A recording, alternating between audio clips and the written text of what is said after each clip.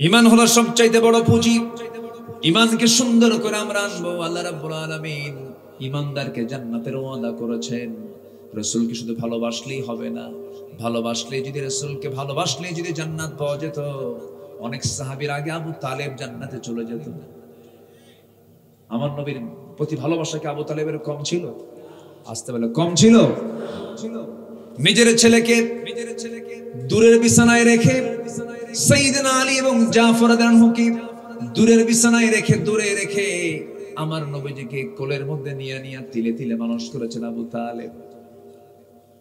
ভালো খাবারগুলো সন্তানের মুখে তুলে দিয়েছেন, নবীর মুখে তুলে দিয়েছেন, সুন্দর করে ভাষা শিখিয়ে দিয়েছেন, ব্যবসা বাণিজ্য শিখিয়ে দিয়েছেন। নবীজি বিয়ের প্রস্তাব পেয়েছেন খাদিজার পক্ষ থেকে, তিনি নিজে সিদ্ধান্ত নিলেন না, চাচার কাছে গিয়ে বলছেন, চাচা খুয়াইলিদের কন্যা খাদিজা বিয়ের প্রস্তাব দিয়ে লোক পাঠাইছে, আমি কি করব বলুন, আপনি যা বলবেন তাই হবে। আবু তালেব বলে ফেলেন, মুহাম্মদ রে, আমার জানা মতে মক্কা নগরে খুয়াইলিদের কন্যা খাদিজার মতো পূত পবিত্র পরিচ্ছন্ন নারী এই মক্কার মাটি তারে দ্বিতীয়টা নাই, তুমি তাকে নিঃসংকোচে বিয়ে করে নিতে পারো। আমার নবীজি নিজের সিদ্ধান্তে বিয়ে করেছেন না, চাচা আবু তালেবের সিদ্ধান্তে বিয়ে করেছেন। বলেন, আবু তালেবের সিদ্ধান্তে বিয়ে করেছেন। এই আবু তালেব নবীর পক্ষে সারা জীবন কথা বলেছেন, সারা জীবন কাজ করেছেন। আমার রাসূলকে খুব মহব্বত করতেন, পছন্দ করতেন। নবীকে মহব্বত করতে গিয়ে জেল পর্যন্ত খেটেছেন, বয়কট পর্যন্ত খেটেছেন। সাড়ে তিন বছর শিব আবু তালেবে তিনি থেকেছেন। এত কিছু করার পরেও মৃত্যুর আগ দিয়ে রাসূল যখন বললেন, চাচা একটা বারের মতো কালিমার ঘোষণা দিয়ে দেন, সঙ্গে সঙ্গে আবু তালেব বলল, মুহাম্মদ রে, বাপ দাদার ধর্ম আমি ছাড়তে পারবো না। এমন ধরনের কাণ্ড জ্ঞানহীন লোক এখনো সমাজে আছে না নাই? বলেন, আসতে বলবেন না, আছে না নাই? আমার বাবা চোরের দল, আমিও ডাকাতের দল, আছে না? এদেশে ইসলামী দল ছাড়া যত দল আছে সব তো চোরের দলই। আসতে কন কেন? আসতে কন কেন? চাঁদাবাজি কি বন্ধ হয়েছে? চাঁদাবাজি এখনো আছে না নাই? ঈমানটাকে দরকার। রাসূল আমার বলে দিলেন, চাচা ছোট্টবেলা থেকে আমি আপনার কাছেই মানুষ হয়েছি। জন্মের পূর্বেই বাপ হারিয়েছি, জন্মের পর পর মাকে হারিয়েছি, আমার দাদাকে হারিয়েছি। ওই ছোট্ট 8 বছর আমি শিশু মুহাম্মদ যার চোখের সামনে বড় হয়েছে, আজকে আল্লাহর পয়গম্বর আল্লাহ পাক আমাকে বানিয়েছেন। এত বড় সম্মান আমি পেয়েছি চাচা, আপনার কাছ থেকে ব্যবসাও শিখেছি, ভাষা শিখেছি, আমি আপনার সকল আচরণে মুগ্ধ। কিন্তু চাচা দুনিয়া থেকে বিদায় নিতেছেন, আমার বড় আফসোস।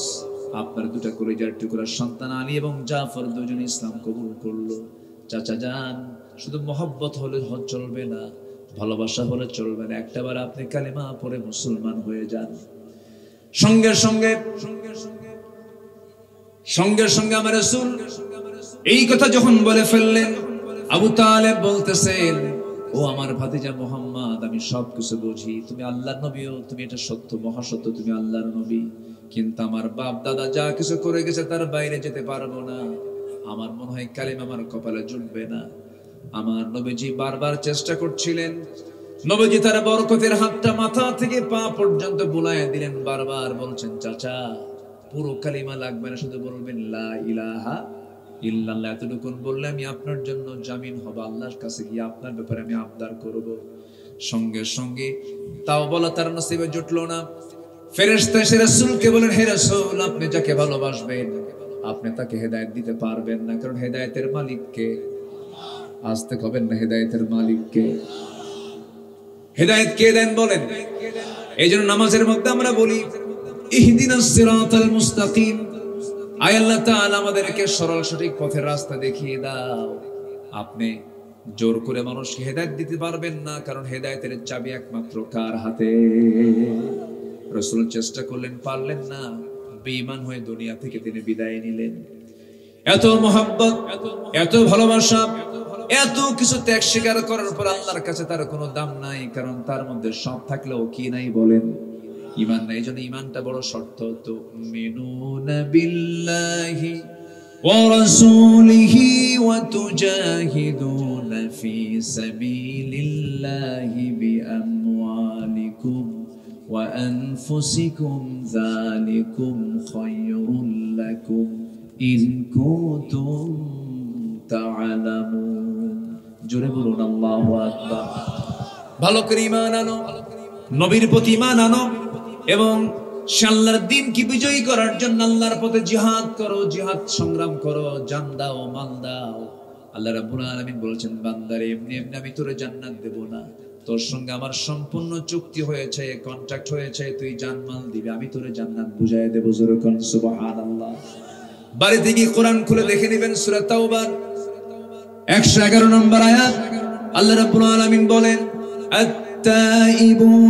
ইন্নাল্লাহা আশতারা মিনাল মুমিনিনা আনফুসাহুম ওয়া আমওয়ালাহুম বিআন্না লাহুমুল জান্নাহ يقاتلون في سبيل الله فيقتلون ويقتلون وعدا عليه حقا في التوراة والإنجيل والقرآن جنبنا الله أكبر الله رب العالمين মুমিনের জান এবং মালকে জান্নাতের বিনিময়ে কিনে নিয়েছেন এরা কি করবে আল্লাহর রাহে সংগ্রাম করবে নিজেরা শহীদ হয়ে যাবে অন্যকে দুনিয়া থেকে বিদায় করবে আল্লাহ তাআলা বান্দাকে জান্নাত দিতে চান জান এবং মালের বিনিময়ে সবাইকে জান মাল দিতে রাজি আছেন নাকি আস্তে কয় সবাইকে জান মাল দিতে রাজি আছেন নাকি জান দেব কার পথে মাল দেব কার পথে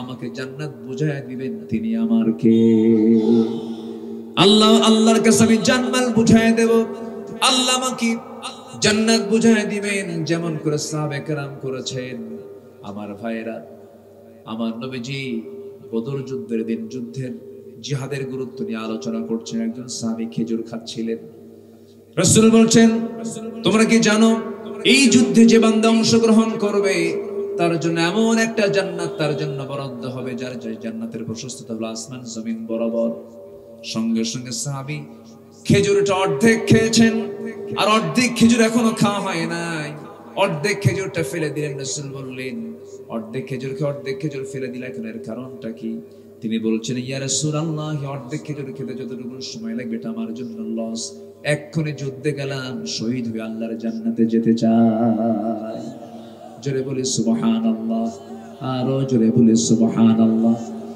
এক নাম্বার হলো পুঁজি হলো ঈমান ঈমান যদি কমপ্লিট হয়ে যায় জান এবং মাল আল্লাহর পথে দিতে তার কোনো প্রকার কৃপণতা চলে আসবে না কিন্তু ঈমানের পথে কিছু বাধা আছে যে সমস্ত বাধাগুলো থাকলে পরে তার ঈমানটা নষ্ট হয়ে যায় ক্যান্সার আক্রান্ত হয়ে যায় যেমন কোনো বান্দার মধ্যে যদি শিরিক ঢুকে যায় মুনাফিকি ঢুকে যায় অহংকার ঢুকে যায় আল্লাহর অপছন্দনীয় মোটামুটি 17টা অপকর্ম আছে 17টা অপকর্ম যার মধ্যে ঢুকবে সেই ঈমানটা হলো রোগাক্রান্ত ঈমান 17টা পয়েন্টের মাত্র 3টা পয়েন্ট বলেছে আরো মোটামুটি 14টা পয়েন্ট আছে আসুন ধীরে ধীরে আমরা ওই দিকেও যাব এই দিক থেকে আমরা বলতেছিলাম ঈমান যদি মজবুত হয়ে যায় তার জন্য জানমাল দেওয়াটা কঠিন না সহজ বলেন কঠিন না সহজ তার মুখ থেকে কখনো এমন কথা বের হবে না যত রক্ত লাগে দেব প্রয়োজনে লোক পাঠাবো আমি যাব না এই প্লেয়ার আছে না আমার দেশে আছে না নাই শুধু একটা সাইকেলের চাকা বাস্ট হলে শীত হয়ে পড়ে মারে দৌড় উল্টা আবার কিছু কিছু বুড়ো চাচা আছে বুম্বিং হলো সামনে ঝাঁপিয়ে পড়ে পিছপা হয় না আছে না নাই সম্মানিত ভাইরা সম্মানিত বন্ধুগণ জিহাদ ফি সাবিলিল্লাহর কাজটাকে অনেকে দুর্বল চোখে দেখতে চান না এটা হচ্ছে ঈমান চেকের জায়গা ঈমান চেকের জায়গা মসজিদ নয় মসজিদে সবাই নামাজে পড়ে ঈমান চেকের জায়গা হলো ময়দান ঈমান চেকের জায়গা হলো মাঠে এজন্য আমার রাসূল মুনাফিককে চিনতে পেরেছেন মসজিদে না জিহাদে নামাজে না জিহাদে চিনতে পারেন না রাসূল আগে কোনটা আল্লাহর পছন্দের কাজ কোনটা আল্লাহর অপছন্দের কাজ কোনটা হালাল কোনটা হারাম কোনটা ন্যায় কোনটা অন্যায় কোনটা বৈধ কোনটা অবৈধ কোনটা লেজিটিমেট কোনটা প্রহিবিটেড কোনটা আমার জন্য জান্নাতের কাজ কোনটা আমার জন্য জাহান্নামের কাজ আকাশের সূর্য যেমন স্পষ্ট আমরা চোখের সামনে দেখতে পাই বান্দার কাছে আল্লাহ পাক সত্য মিথ্যাকে এত সুন্দর করে স্পষ্ট করেছেন বান্দা কোরআন খুললে পরে দিবলকের মতো স্পষ্ট দেখতে পায় এটা জান্নাতের পথ, এটা জাহান্নামের পথ। এই কিতাবের নাম যদিও আমরা জানি কোরআন, কিন্তু আল্লাহ রাব্বুল আলামিন এই কিতাবের নাম অনেকগুলো বলে দিয়েছেন। আরেকটা নাম বলেছেন শাহরু রমাদানাল্লাযী উনজিলা ফীহিল কুরআন হুদাল লিন-নাসি ওয়া বায়িনাতিন মিনাল হুদা ওয়াল ফুরকান। এই কিতাবের আরেকটা নাম হলো ফুরকান। কি নাম বলেন? ফুরকান। সত্য মিথ্যার মধ্যে পার্থক্য সৃষ্টি করে দেয় যে কিতাব, এটাকে বলা হয় ফুরকান। এই কিতাবের আরেকটা সূরার নাম আছে সূরাতুল ফুরকান। আল্লাহ রাব্বুল আলামিন বলেন তাবারাকাল্লাযী নাযালাল ফুরকানা আলা আবদিহি লিয়াকুনা লিল আলামিন নাযীরা। অতীব বরকতময় সেই মহান প্রভু যিনি তার বান্দার উপরে ফুরকান নামক কিতাব নাজিল করেছেন। ফুরকান মানে হলো কোনটা হক কোনটা বাতিল চেনার জন্য যে মাধ্যম, যে কিতাব, তার নাম হলো ফুরকান। এই ফুরকান কেমন আপনারা জানতে হবে। কোরআনকে সহি করে পড়া ফরজ, কোরআনের জ্ঞান অর্জন করা ফরজ। আল্লাহ রাব্বুল আলামিন এই কিতাবের জ্ঞান অর্জন করার জন্য প্রথমেই যে হুকুমটা দিয়েছেন, নামাজ নয়, রোজা নয়, হজ নয়, যাকাত নয়, প্রথম ওহীটা নাজিল করেছেন। যারা পারেন ঠোঁট মিলিয়ে বলুন ইকরা বিসমি রাব্বিকাল্লাযী খালাক খালাকাল ইনসানা মিন আলাক ইকরা ওয়া রাব্বুকাল আকরামুল্লাযী আল্লামা বিল কলম আল্লামাল ইনসানা মা লাম ইয়ালাম। জোরে বলুন আল্লাহু আকবার। পড়ো কার নামে? আসতে বলবেন না, পড়ো কার নামে? আল্লাহর নামে পড়ো। আমার দেশে আবার কিছু কিছু কোরআন পাঠক আছে, কোরআন পড়ে, তাহাজ্জুদ পড়ে, তাসবিহ জপে, কোরআনও পড়ে। আমাদের নেতা কি কোরআন পড়ে না? এরকম করে বহু কথা আমাদের কানে এসেছে। তাহাজ্জুদ পড়েছেন আমাদের নেত্রী, কোরআন তেলাওয়াত করে আমাদের দিন, আমাদের নেত্রী তার কার্যসূচি সূচনা করেন। এরকম বহু কিছু শুনেছি আমরা। সম্মানিত ভাইয়েরা, কোরআনকে শুধু তেলাওয়াত করলেই তো হবে না, কোরআনটা তেলাওয়াত করবে। কোরআন কি বলে, কোরআন কি চায়, এটা ব্যক্তি জীবনে, সমাজ জীবনে বাস্তবায়ন করার দরকারও আছে না নাই? আসতে বলবেন না, আছে না নাই? সম্মানিত ভাইয়েরা, অনেক বাতিল আছে, তারা কোরআন পড়ে, ওরা কোরআন আবার বোঝে, এটাও দাবি করে। ওরা কোরআন বোঝে ওই কানার মতো। এক কানা গেছে মসজিদে নামাজ পড়তে, তো নামাজ পড়তে গিয়ে মাগরিবের আগে গিয়ে বসেছে ইমামের সাথে। তো কথা বলতে বলতেই ইমামের সাথে সেই অন্ধ মুসল্লির, কানা মুসল্লির একটু বাকবিতণ্ড হয়েছে। আজান শুরু হয়ে গেছে, নামাজে দাঁড়ায় গেছে, ইমাম নামাজে দাঁড়ায় গেছে, মুসল্লি এদিকে অন্ধ লোকটা নামাজে দাঁড়ায় গেছে। ইমাম সূরা ফাতিহা বলার পরে এমন একটা আয়াত বলছে যে আয়াতের অংশ হলো ওয়া কানা মিনাল কাফিরিন। কানা মনে মনে চিন্তা করে, ব্যাপারটা কি? কিছুক্ষণ আগে গন্ডগোল হলো, নামাজের মধ্যে ফতোয়া জারি হলো, আমি কানা কাফের। কি কথা কি বুঝতেছেন? প্রচন্ড রেগে গেছে, খেপে গেছে, কিচ্ছু বলে নাই, চলে গেছে বাড়িতে। জাস্ট রূপক করতে বলছি। দ্বিতীয় দিন আবার মসজিদে চলে আসছে নামাজ পড়ার জন্য। এইদিকে ইমাম যিনি, তার আবার একটা পা হলো খাটো সাইজের, ন্যাংরা সাইজের। ইমামদের আবার পছন্দের কিছু সূরা থাকে যে সূরা পড়ে ঘন ঘনই পড়ে। তা আগের দিনে যে আয়াত, পরের দিন সন্ধ্যার মাগরিবের সে আয়াত। যখন বলেছে ওয়া কানা মিনাল কাফিরিন, পিছন থেকে কানা সহ্য করতে না পেরে নামাজের মধ্যে উল্টা লোকমা দিয়ে বলছে ওয়াল ল্যাংড়ানা মিনাল ফাসিকিন। আমার কথা কি বুঝতেছেন? আমি কানা যদি কাফের হই, তুই ল্যাংড়া হলি ফাসিক। আমি একটা উদাহরণ দিতে নিয়ে এই কথাটা বলে ফেললাম। যারা দাবি করেন আমরা কোরআন পড়ি, আমরা তাহাজ্জুদ পড়ি, আমরা হজ করি, আমরা দান সদকা করি, আমরা মসজিদ বানাই, আমরা মাদ্রাসা বানাই, ঠিক আছে, মদের আইন কেন পাশ করো? আসতে কন কেন? বেশ্যাবৃত্তির লাইসেন্স কেন পাশ হয়? অশ্লীল সিনেমা নাটকের সেন্সর বোর্ড কেন অনুমতি দেয়? কেন? সম্মানিত বন্ধুগণ, অন্য ধর্মের মতো শুধু ইসলাম নাম সর্বস্ব একটি ধর্মের নাম নয়। ইসলাম হচ্ছে complete and balanced code of life. ইসলাম হচ্ছে পরিপূর্ণ ভারসাম্যপূর্ণ একটি জীবন বিধান, কমপ্লিট, যার ভিতরে এমন কোন শরিয়া নাই, এমন কোন বিধান নাই যা ইসলামে বাদ পড়েছে। যেরকম সুবহানাল্লাহ। ইসলাম কি আংশিক না পরিপূর্ণ? বলেন বলেন বলেন বলেন বলেন। ইসলাম কি অপরিপূর্ণ না পরিপূর্ণ? কার এটা? আসতে বলবেন না, কার? আল্লাহ। ইসলামকে কেউ খাটো করতে পারবে? ইসলামকে কেউ লম্বা করতে পারবে? সংযোজন করতে পারবে? সংকোচন করতে পারবে? ইসলামকে নিজের মতো করে ফলো করার কোন সুযোগ নাই। ইসলামকে ইসলামের মতো করে ফলো করতে হবে। নামাজ পড়বা আল্লাহর নিয়মে, সমাজ চালাবো দুনিয়ার নিয়মে, এটার নাম ইসলাম মানা নয়। ইসলাম মানতে হবে এক আনা না 16 আনা। এক আনা না 16 আনা? কার হুকুম?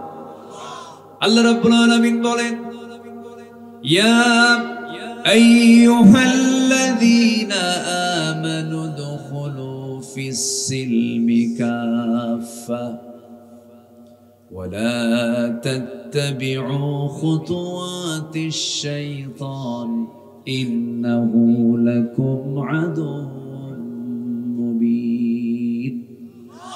ঈমানদারেরা, ঈমানের যারা দাবি করো তাদেরকে লক্ষ্য করে আল্লাহ রাব্বুল আলামিন বলেছেন, ইসলামের ভিতরে পরিপূর্ণরূপে দাখিল হয়ে যাও। আংশিক ঢুকবে, আংশিক ঢুকবে না। তুমি নামাজ আল্লাহর নিয়মে পড়বে, রোজা আল্লাহর নিয়মে রাখবে, ব্যাংক চালাবে দুনিয়ার নিয়মে, অর্থ চালাবে দুনিয়ার নিয়মে, ক্যান্টনমেন্ট চালাবে দুনিয়ার নিয়মে, পলিটিক্স সিয়াসিয়া রাজনীতি করবে তুমি দুনিয়ার নিয়মে, মানুষের নিয়মে। এটার নাম ইসলাম মানা নয়। রাসূলকে শুধু নামাজে মানবে, রাসূলকে শুধু মিষ্টি খাওয়াতে মানবে, রাসূলকে শুধু সুন্নাতে মানবে। কিন্তু রাসূল যে দিন কায়েমের সংগ্রাম করতে গিয়ে দাঁত ভেঙেছেন, নবীজির কোমর কুঁজা হয়ে গেছে, নবীজির কপালে লোহা বিদ্ধ হয়েছে দিন কায়েমের সংগ্রাম করতে গিয়ে। নবীজির ব্যক্তিগত জীবনকে পছন্দ করবে, রাজনৈতিক জীবনকে পছন্দ করবে না। তুমি উম্মত নও, তুমি হলো ভণ্ড প্রতারক। ঠিক কি না? রাসূলকে তুমি রাজনৈতিক জীবনে মানবা না, তোমার রাজনীতির লিডার হবে আরেকজন, আর তুমি বলতেছো আমি নবীর উম্মত, তুমি ভণ্ড। রাসূলকে মানতে হবে এক জায়গায় না সব জায়গায়? এক জায়গায় না সব জায়গায়? রাসূল কি দেশ চালাইছেন? আসতে কয়। রাসূল কি দেশ চালাইছেন? রাসূল কি বিচার করেছেন? রাসূল কি নামাজের নেতৃত্ব দিয়েছেন? রাসূল কি ব্যবসা করেছেন? রাসূল কোনো কিছু বাদ দিয়েছেন? সবই তো করেছেন। রাসূলকে শুধু নামাজের মধ্যে রাখেন কেন? Of all the religious personalities, the Prophet Muhammad sallallahu alaihi wasallam was the most successful. গোটা পৃথিবীর মধ্যে একজন ব্যক্তি যিনি সব ক্ষেত্রে সফল, তিনি হচ্ছেন মুহাম্মদ সাল্লাল্লাহু আলাইহি ওয়াসাল্লাম। 12.5 লক্ষ বর্গ মাইলের তিনি রাষ্ট্রপ্রধান ছিলেন। সুবহানাল্লাহ বলেন, সুবহানাল্লাহ বলেন। তিনি বিচার করেছেন, তিনি সব কিছু করেছেন, তিনি মডেল ছিলেন। সে রাসূলকে আমরা মানব এক জায়গায় না সব জায়গায়? বলেন এক জায়গায় না সব জায়গায়? সব জায়গায় আমরা মানব। তাহলে এতক্ষণের আলোচনায় আমি যে কথাটি বুঝি, আমি মূল আলোচনার দিকে যেতে চাচ্ছি। নাম্বার 1, কোরআনের মাহফিলে এসেছি, কোরআন থেকে আমরা না শিখে থাকবো না শিখে থাকবো? বলেন। কোরআন শেখা কি? যাকাত সবার জন্য কি? রোজা সবার জন্য, হজ সবার জন্য, কোরআন শেখা সবার জন্য কি? এটা মাথায় রাখবো। এটা কিন্তু একটা গুরুত্বপূর্ণ মেসেজ দিলাম। নাম্বার 2, রাসূলকে আমরা মানবো 1 আনা না 16 আনা, এক জায়গায় না সব জায়গায়। ইসলাম মানবো আমার মতো না ইসলামের মতো? বলেন, আমার মতো না ইসলামের মতো? ইসলামের মতো ইসলামকে মানতে হবে। ভাই দয়া করে মন খারাপ করবেন না, আমি দরদ নিয়ে কথা বলার চেষ্টা করি সব জায়গায়। আমি যদি কোনো কিছু আড়াল করে যাই, হাসরের দিন আপনারা আমার নামে মামলা দিবেন। সেই মামলা দুনিয়াতে খেতে রাজি আছে, কিন্তু হাসরের দিন মামলা খাইয়া বিপদে পড়তে পারবো না। এত লোক আপনারা এসেছেন আমার আলোচনা শুনতে, আমি যদি কোনো কথাকে আড়াল করে যাই, কিয়ামতের দিন ধরে ফেলবেন আমাকে। কে ধরে ফেলবেন? আমি এই জবাবদিহিতার অনুভূতিকে সামনে রেখেই সারা জীবন আমি কথা বলার চেষ্টা করেছি। বিগত 16 বছর যে সরকারটা এই বিগত সময় চালাইছে, যে সদ্য তারা বিদায় নিয়েছে না পালায় গেছে? না, চিন্তা করে রাখুন, বিদায় নিছে না পালাইছে? পালানো তো খুব ভালো না। যে বউ স্বামীর ঘর থেকে পালায়া যায়, এটা কি ভালো বউ? আর বেড়াতে গেলে ভালো। অথবা সংসার হলো না, আমি থাকবো না, বিদায় নিল, তাও ভালো, তাও কি ভালো। কিন্তু পালায়া যাওয়া, আসতে পালায়া যায় কি ভালো কাজ? লক্ষণ কি ভালো না খারাপ লক্ষণ? কুলক্ষণ। এই যে আমাকে পাশে থেকে বলেছেন কুলক্ষণ, এই লক্ষণটা ভালো না। ভালো মানুষ পালায় না, চোররা পালায়। আসতে কোন কেন? শুধু চোর না ডাকাত? শুধু ডাকাত না মহা ডাকাত? পুকুর চুরি না সাগর চুরি? সাগর চুরি। হয়তো অনেকে ভাববেন হুজুর আপনি এগুলো কি শুরু করলেন, আবার শুরু করব না? জেল খাটাইছে তো আমাদের। আমি নিজেও এই নাটোরে মাহফিল ছিল আমার আগের দিন, পরের দিন আমার বাড়ি ঘেরাও করি। নাটোর কোথায় যেন মাহফিল ছিল, খেয়াল নাই, মনে হয় মেবি এটা সিংড়া কি নাটোর সদর হবে, সদর কিংবা খেজুরতলা একটা এলাকা আছে, খেজুরতলা একটা আছে, জি খেজুরতলা অথবা এরকম আশেপাশে কোথাও হবে। একটা মাহফিল শেষ করে আমি ফিরে যাচ্ছি, ফিরে বাসায় চলে গেছি।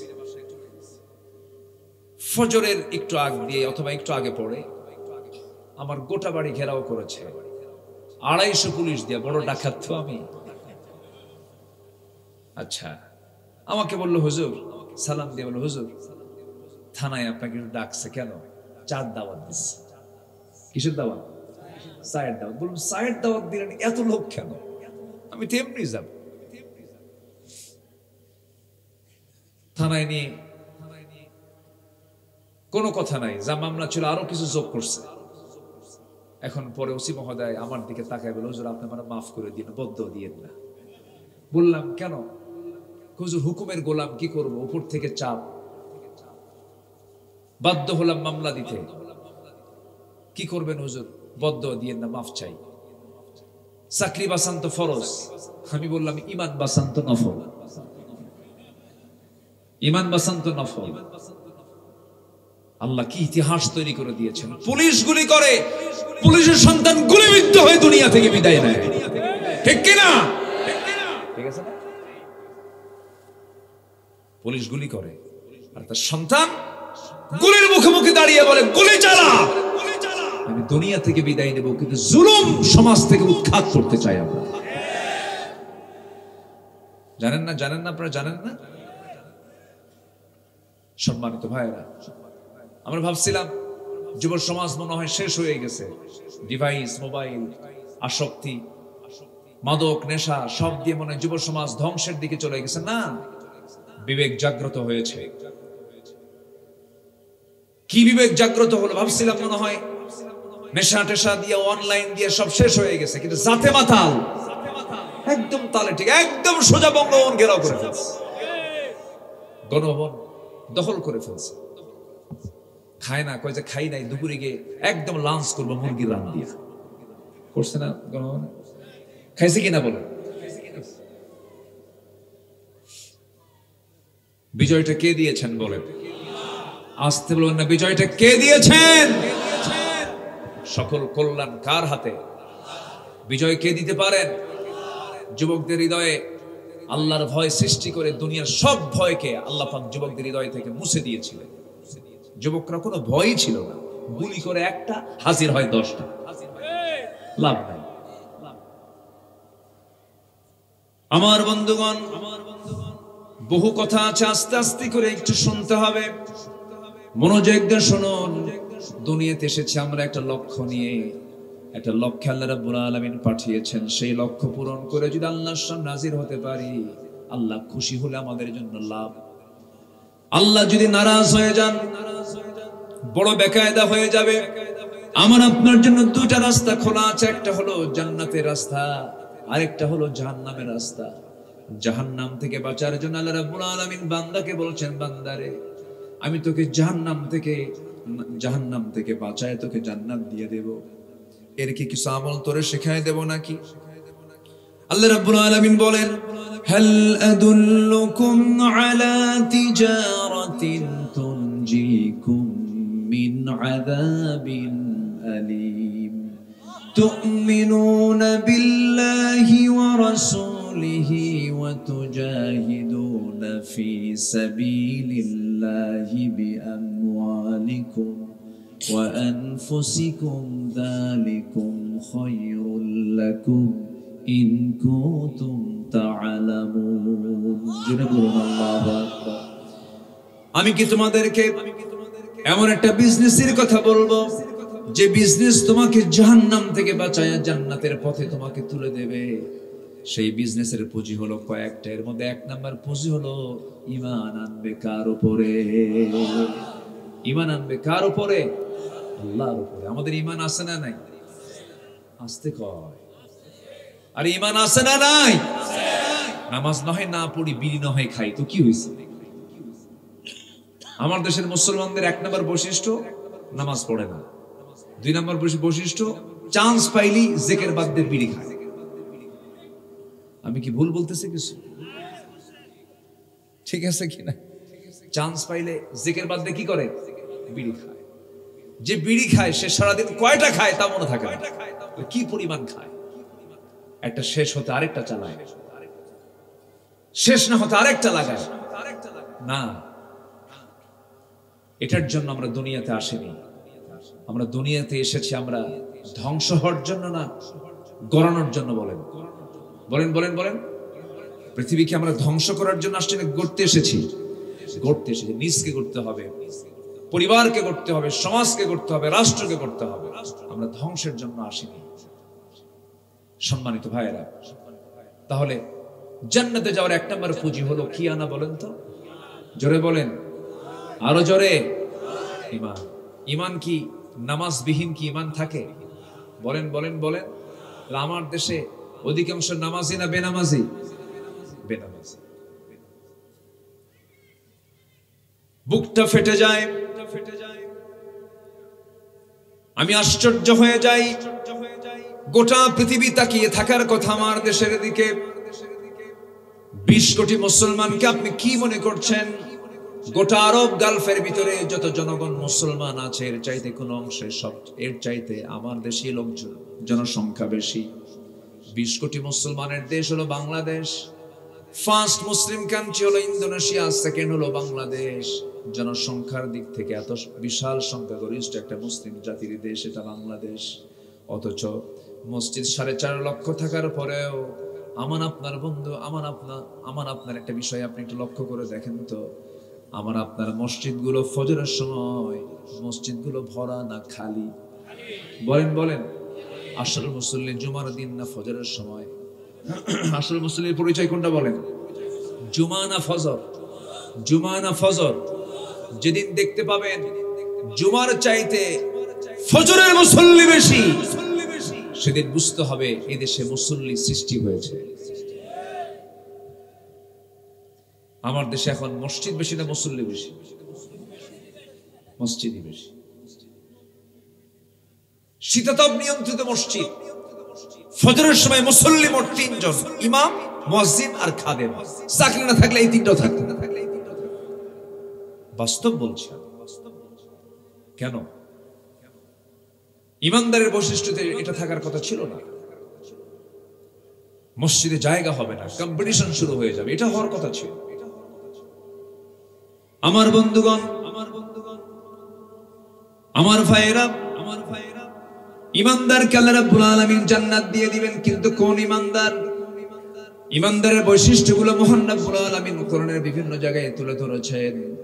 সূরা মুমিনুনকে আল্লাহ রাব্বুল আলামিন সুন্দর করে তুলে ধরে বলছেন, বান্দারে 7টা গুণ অর্জন করো, জান্নাতের ওয়ারিস তোমাকে আমি আল্লাহ নিজে বানায় দেব। জোরে কোন সুবহানাল্লাহ। কয়টা গুণ বলেন? আসতে বলবেন না, কয়টা গুণ? 7টা গুণ। এক লাইনে বলে দিচ্ছি আমি, সবাই হাতের কড়া গুনে গুনে মুখস্থ রাখবেন।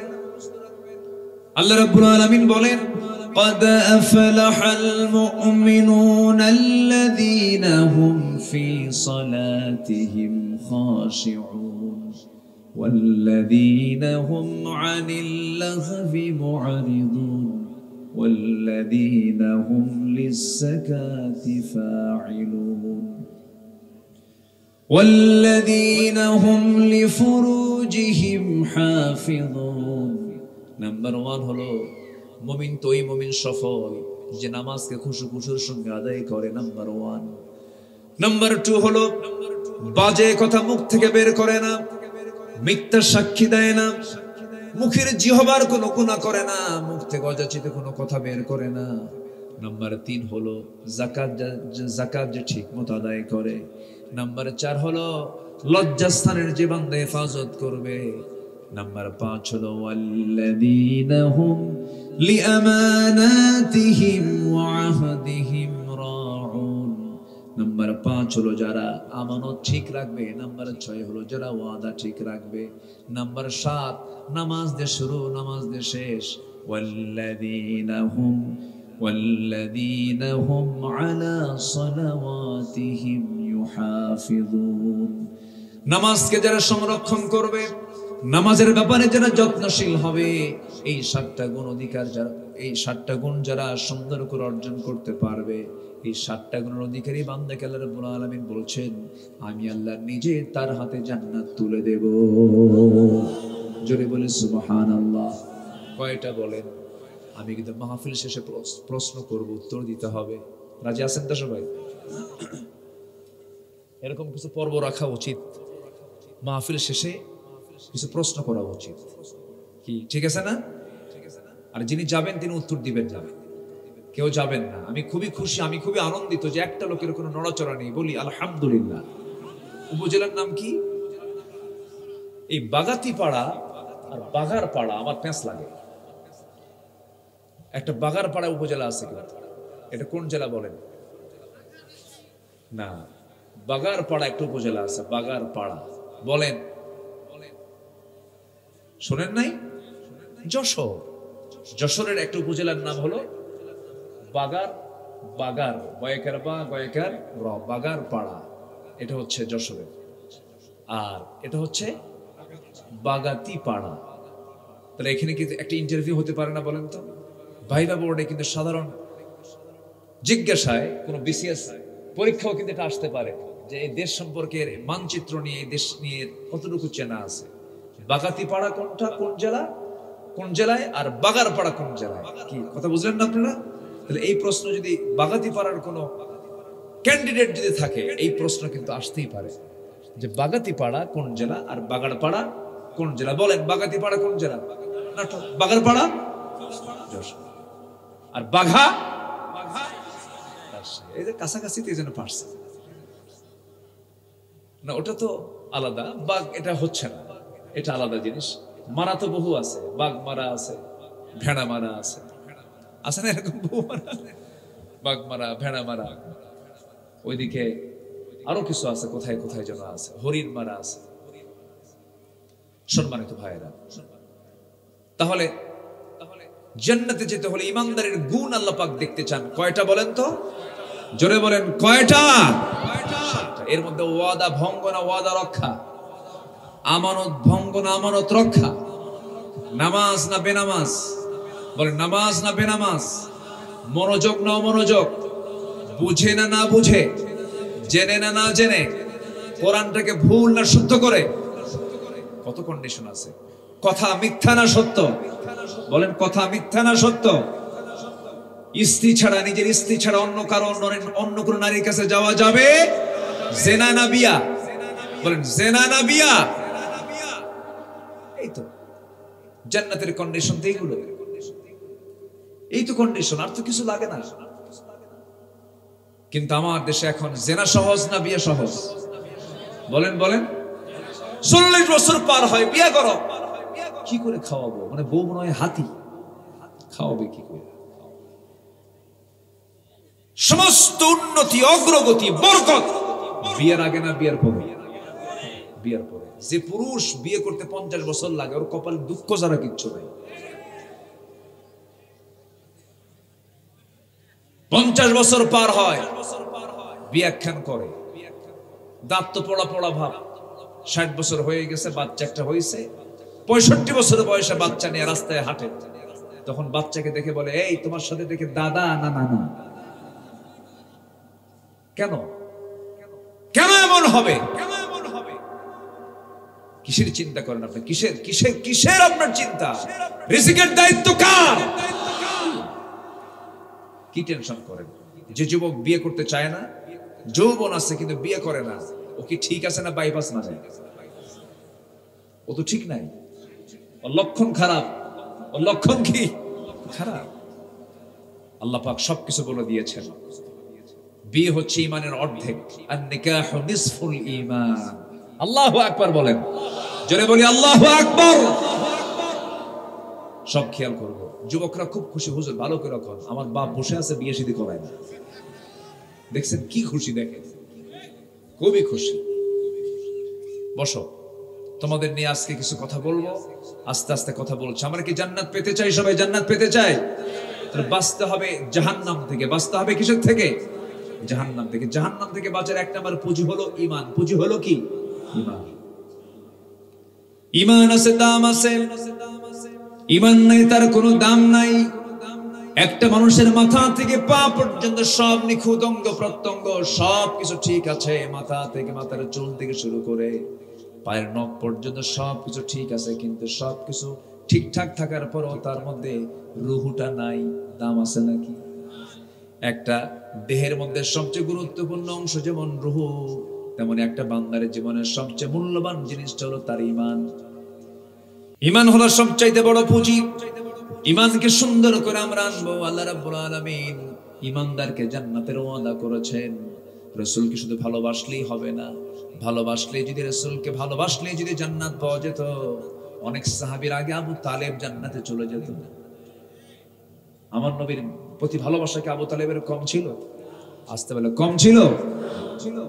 নিজের ছেলেকে দূরের বিছানায় রেখে, সাইয়েদনা আলী এবং জাফর রাদিয়াল্লাহু আনহুকে দূরের বিছানায় রেখে, দূরে রেখে আমার নবীজিকে কোলের মধ্যে নিয়ে নিয়ে তিলে তিলে মানুষ করেছেন আবু তালেব। ভালো খাবারগুলো সন্তানের মুখে তুলে দিয়েছেন, নবীর মুখে তুলে দিয়েছেন, সুন্দর করে ভাষা শিখিয়ে দিয়েছেন, ব্যবসা বাণিজ্য শিখিয়ে দিয়েছেন। নবীজি বিয়ের প্রস্তাব পেয়েছেন খাদিজার পক্ষ থেকে। তিনি নিজে সিদ্ধান্ত নিলেন না, চাচার কাছে গিয়ে বলছেন, চাচা, খুয়াইলিদের কন্যা খাদিজা বিয়ের প্রস্তাব দিয়ে লোক পাঠাইছে, আমি কি করব বলুন? আপনি যা বলবেন তাই হবে। আবু তালেব বলে ফেলেন, মুহাম্মদ রে, আমার জানা মতে মক্কা নগরে খুয়াইলিদের কন্যা খাদিজার মতো পূত পবিত্র পরিচ্ছন্ন নারী এই মক্কার মাটি তারে দ্বিতীয়টা নাই। তুমি তাকে নিঃসংকোচে বিয়ে করে নিতে পারো। আমার নবীজি নিজের সিদ্ধান্তে বিয়ে করেছেন না, চাচা আবু তালেবের সিদ্ধান্তে বিয়ে করেছেন। বলেন, আবু তালেবের সিদ্ধান্তে বিয়ে করেছেন। এই আবু তালেব নবীর পক্ষে সারা জীবন কথা বলেছেন, সারা জীবন কাজ করেছেন। আমার রাসূলকে খুব মহব্বত করতেন, পছন্দ করতেন। নবীকে মহব্বত করতে গিয়ে জেল পর্যন্ত খেটেছেন, বয়কট পর্যন্ত খেটেছেন। সাড়ে তিন বছর শিব আবু তালেবে তিনি থেকেছেন। এত কিছু করার পরেও মৃত্যুর আগ দিয়ে রাসূল যখন বললেন, চাচা একটা বারের মতো কালিমার ঘোষণা দিয়ে দেন, সঙ্গে সঙ্গে আবু তালেব বলল, মুহাম্মদ রে, বাপ দাদার ধর্ম আমি ছাড়তে পারবো না। এমন ধরনের কাণ্ড জ্ঞানহীন লোক এখনো সমাজে আছে না নাই বলেন? আসতে বলবেন না, আছে না নাই? আমার বাবু চোরের দল, আমিও ডাকাতের দল, আছে না? এদেশে ইসলামী দল ছাড়া যত দল আছে সব তো চোরের দলই। আসতে কন কেন? আসতে কন কেন? চাঁদাবাজি কি বন্ধ হয়েছে? চাঁদাবাজি এখনো আছে না নাই? আমরা নতুন বোতলে পুরাতন মদ দেখতে চাই না। আসতে কন কেন? জোরে কন, ঠিক কিনা? আমরা একটা সুখী সমৃদ্ধশালী একটা কল্যাণ রাষ্ট্র দেখতে চাই, যেখানে প্রত্যেকটা নাগরিকের অধিকার নিশ্চিত হবে, বিচার স্বাধীনভাবে চলবে, প্রতিটি নাগরিক তার সুষ্ঠু ফয়সালা পাবে, স্বাধীনভাবে চলতে পারবে, ব্যবসা স্বাধীনভাবে করবে, কোন অন্যায়কে প্রশ্রয় দেওয়া হবে না। এমন একটি কল্যাণ রাষ্ট্র কি সবাই চান? আসতে বলে সবাইকে চান? বিগত রমজান মাসে আমি আমার বুদ্ধি বয়সে এমন সময় আমি পাইনি। বিগত রমজান মাসে, যে মাসে সবচাইতে একটা পণ্যের ব্যবহার সবচেয়ে বেশি হয় পেঁয়াজ, সেই পেঁয়াজের দাম ছিল রমজান মাসে হাতের নাগালে, না হাতের বাইরে? নাগালে। তার আগের বছর ছিল 150 টাকা কেজি, এবার গেছে 25 থেকে 30 টাকা কেজি। ভারত থেকে কি একটা পেঁয়াজও বাংলাদেশে ঢুকেছে? কমলো কেন বলেন? অসম্ভব না সম্ভব? বলেন, অসম্ভব না সম্ভব? সম্ভব। আমি যে টিকিট কেটেছি বছর 2 আগে 1.5 লক্ষ টাকা দিয়া, এখানে এজেন্সির মালিক আছেন, ফিরোজ ভাই কোথায়? আচ্ছা ঠিক আছে, ওই তো আবু ফিরোজ, কিন্তু ওনার ছেলে কোথায়? আচ্ছা মাশাআল্লাহ, উনিও মালিক, উনি সমস্যা নাই। যে টিকিটের দাম ছিল 1.5 লক্ষ টাকা, সে টিকিট নেমে এসেছে মাত্র 50,000 টাকা। কেন? যত টিকিট নিবা, একটা টিকিট একটা পাসপোর্ট দেখা, সব সাইজ হয়ে গেছে, কোন সিন্ডিকেট নাই। শুধু যদি আমরা সচেতন হয়ে, প্রত্যেকটা নাগরিক যদি আমরা সচেতন হই আর সহযোগিতা করি, কোন চোর বাটপাড়ার নেতৃত্বে আসতে পারবে না। আমরা সতর্ক হব। জোরে বলি ইনশাআল্লাহ, আর জোরে বলি ইনশাআল্লাহ। আমরা সবই দেখলাম এমন একটা বিপদের মুহূর্তে হয়তো আল্লাহ পাঠায় দিছে। যাই হোক, লোকটা যদি ইসলামী ব্যক্তিত্ব না, ইসলামী জ্ঞান হয়তোবা তার ভিতরে যতটুকু আছে তার চাইতে অনেক জ্ঞান রাখে, রেখে বহু আলেম ওলামা আমার বাংলাদেশে আছে। কিন্তু এই লোকটা যদি ইসলামী ব্যক্তিত্ব নয়, কিন্তু তার কথাবার্তা, তার যে কর্মকাণ্ড, তার যে প্রাণ চাঞ্চল্য, তার যে কাজ, ইতিমধ্যে বাংলাদেশের প্রত্যেকটা নাগরিককে আকৃষ্ট করেছে। মানুষ যখন বিপদে পড়ে কোন দোয়া পড়ে বলেন তো? দোয়ার নাম কি বলেন? দোয়া ইউনুস। এই দেশ বিশাল বিপদে পড়ে গেছিল, কিন্তু মাঝখানে আসছে কি? দোয়ার নাম কি? দেখেন কি তাল আসলো। তাও 2 নবীর নাম একসাথে, মুহাম্মদ ইউনুস। ঠিক আছে না? মুহাম্মদ ইউনুস। চিন্তা করে দেখুন, বিগত আমরা যতটুকু ইতিহাস পড়েছি, 71 থেকে নিয়ে শুরু করে 2025 সাল পর্যন্ত যত রাজনৈতিক লিডার নির্বাচন ছাড়া কিন্তু বেশ সময় ছিলেন, বেশ সময় তারা পার করেছে। কেউ চালিয়েছে 1.5 বছর, কেউ চালিয়েছে 4 বছর, কেউ চালিয়েছে 9 বছর। বিগত সরকার নির্বাচন ছাড়া ছিল 16 বছর। ঠিক কিনা বলেন? এখন সব স্বপ্ন দেখতেছি। আমরা সুন্দর বাংলাদেশ দেখতে চাই, আগামীর সরকার আমরা দেখতে চাই নামাজের সরকার। রাজি আছেন তো সবাই? সব দেখা শেষ, আগামীর দেশ দেখতে চাই আমরা, কোরআনের দেশ, ইসলামের দেশ। রাজি আছেন কারা কারা? হাত উঁচু করে দেখান মুসলমান।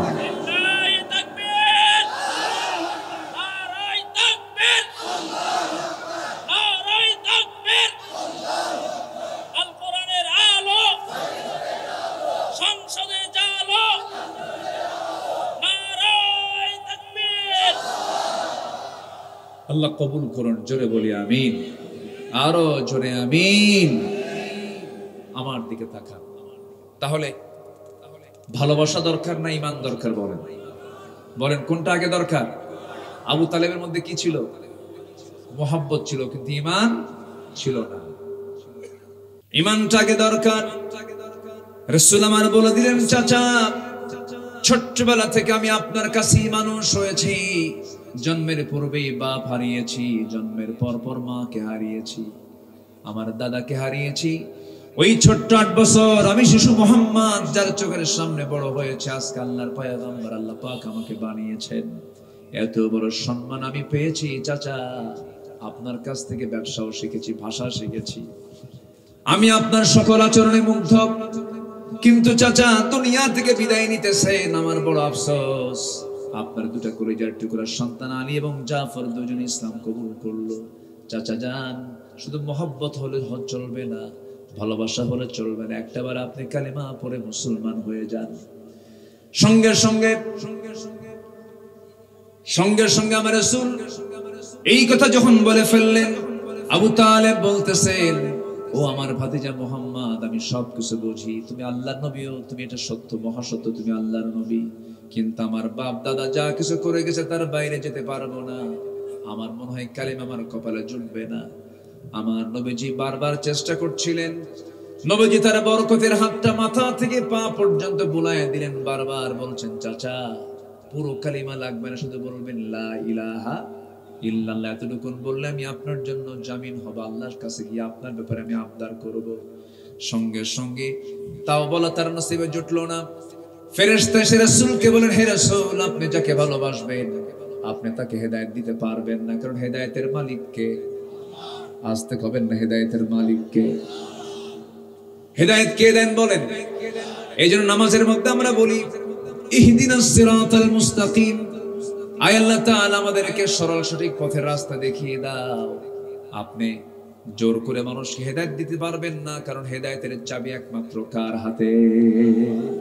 রাসূল চেষ্টা করলেন, পারলেন না, বেঈমান হয়ে দুনিয়া থেকে তিনি বিদায় নিলেন। এত মহব্বত, এত ভালোবাসা, এত কিছু ত্যাগ স্বীকার করার পর আল্লাহর কাছে তার কোনো দাম নাই, কারণ তার মধ্যে সব থাকলেও কি নাই বলেন? ঈমান নাই। এইজন্য ঈমানটা বড় শর্ত। তো মিনুনা বিল্লাহি ওয়া রাসূলিহি ওয়া তুজাহিদুনা ফি সাবিলিল্লাহি বিআমওয়ালিকুম ওয়া আনফুসিকুম যালিকুম খায়রুল লাকুম ইন কুনতুম তা'লামুন। জোরে বলুন আল্লাহু আকবার।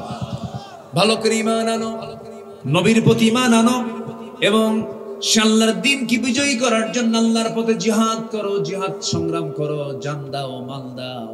আল্লাহ রাব্বুল আলামিন বলেছেন, বান্দারে এমনি এমনি আমি তোরে জান্নাত দেব না, তোর সঙ্গে আমার সম্পূর্ণ চুক্তি হয়েছে, কন্ট্রাক্ট হয়েছে, তুই জানমাল দিবি, আমি তোরে জান্নাত বুঝায় দেব। জোরে কোন সুবহানাল্লাহ। বাড়িতে গিয়ে কোরআন খুলে দেখে নেবেন, সূরা তাওবার 111 নম্বর আয়াত।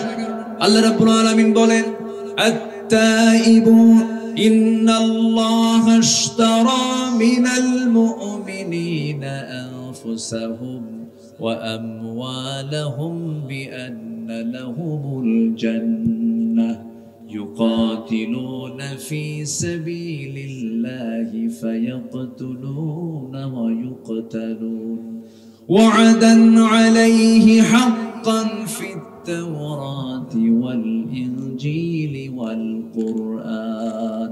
জোরে বলুন আল্লাহু আকবার। আল্লাহ রাব্বুল আলামিন মুমিনের জান এবং মালকে জান্নাতের বিনিময়ে কিনে নিয়েছেন। এরা কি করবে? আল্লাহর রাহে সংগ্রাম করবে, নিজেরা শহীদ হয়ে যাবে, অন্যকে দুনিয়া থেকে বিদায় করবে।